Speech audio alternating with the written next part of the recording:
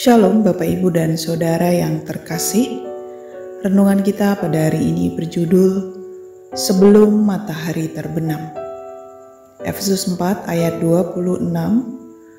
Apabila kamu menjadi marah, janganlah kamu berbuat dosa. Janganlah matahari terbenam sebelum padam amarahmu. Siapa yang tidak pernah marah? Semua orang pasti pernah, kan?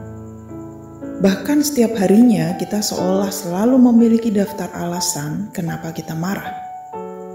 Mulai dari sikap orang lain pada kita, sikap pengemudi lain di jalanan, sikap anggota keluarga kita, sahabat, tetangga, bisnis, dan lain-lain.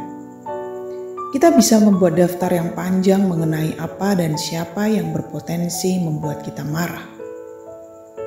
Paulus sendiri tidak bermaksud mengatakan bahwa orang Kristen tidak boleh marah. Akan tetapi, kemarahan yang tidak terkendali dengan cepat bisa mengarahkan seseorang pada perbuatan yang keliru. Ketika Paulus mengatakan, "Janganlah matahari terbenam sebelum padam amarahmu," tentu ia tidak bermaksud untuk membatasi durasi marah seseorang. Hal tersebut tidak mungkin juga mengingat kadar kemarahan seseorang bisa sangat tinggi untuk sebab-sebab tertentu. Yang Paulus maksud adalah jangan biarkan amarah itu diabaikan, apalagi tidak diatasi. Itu artinya penanganan kemarahan perlu dijadikan sebagai prioritas. Tidak masalah jika setelah matahari terbenam saudara masih marah. Yang penting adalah saudara memberikan prioritas agar kemarahan itu tertangani. Ayat selanjutnya mengatakan, "Dan janganlah memberi kesempatan kepada iblis." Artinya, semakin kemarahan itu diabaikan dan tidak ditangani, iblis bisa saja membuat saudara mencari-cari alasan untuk semakin marah.